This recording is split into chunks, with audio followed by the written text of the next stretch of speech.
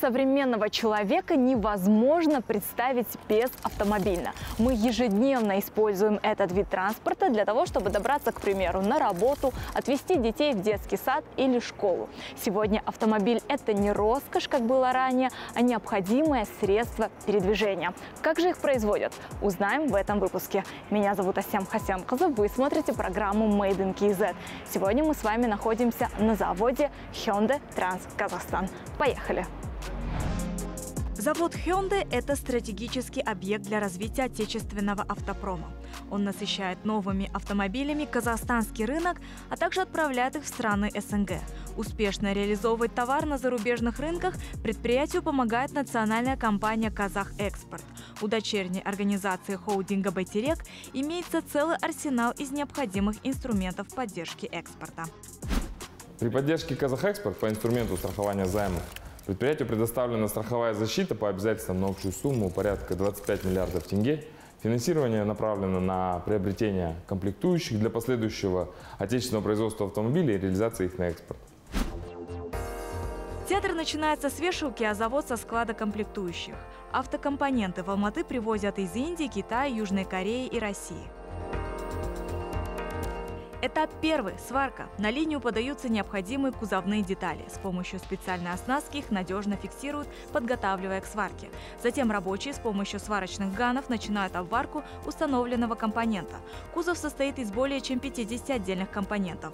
После сварки боковин, передней части кузова, пола, панели крыши эти компоненты отправляются в главный сварочный кондуктор, где они объединяются в кузов. После финальной обварки мы видим силуэт готового кузова. Двери, крышка багажника и капот устанавливаются сразу после нанесения идентификационного номера ВИН. После готовый кузов осматривают работники управления контроля качества в строгом соответствии со стандартами Hyundai Motor Company. Кузова в обязательном порядке проходят проверку геометрии. Координатно-вычислительная машина сравнивает живой кузов с компьютерной эталонной версией. Совпадение измеряемых точек должно быть не менее 95%. Это стандарт. Этап второй – окраска. Кузов переходит в соседний цех. Подготавливается нанесение защитного грунта катафореза. Это сложный, полностью автоматизированный процесс. На этом этапе кузов проходит 14 ванн, включая ванны очистки, фосфатирования и другие. После высушивания в специальной печи на кузов наносятся мастики, надежно герметизируя будущий салон от попадания влаги. И снова в печь. Таким образом, кузов будет надежно защищен от коррозии. Далее специалисты окрашивают кузов, наносят защитный слой лака и отправляют кузов в печь для окончательного просыхания. А это цех окраски пластиковых элементов. Зеркала, дверные ручки, бампера, крышка бензобака проходят все этапы окрашивания. Их грунтуют, наносят цвет, затем лак и, конечно, важнейший этап – сушка в печи.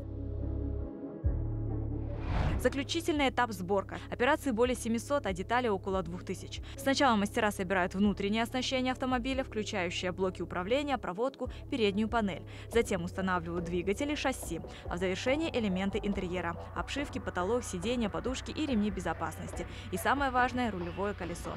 Далее заливаются необходимые технические жидкости – антифриз, бензин, тормозная жидкость. Программируются блоки управления и, наконец, автомобиль просыпается. Это его первый запуск.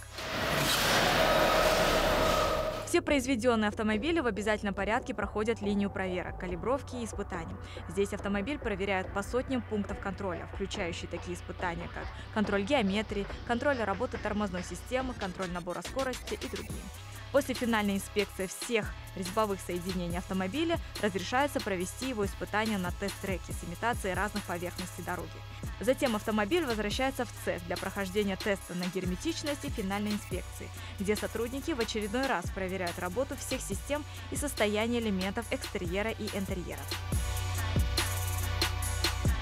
Мощность предприятия 45 тысяч единиц в год. Завод оснащен самым современным оборудованием производства Южная Корея, включая цех сварки, покраски и сборки. Качественно, надежно, безопасно и доступно. Вот так производят у нас в Казахстане.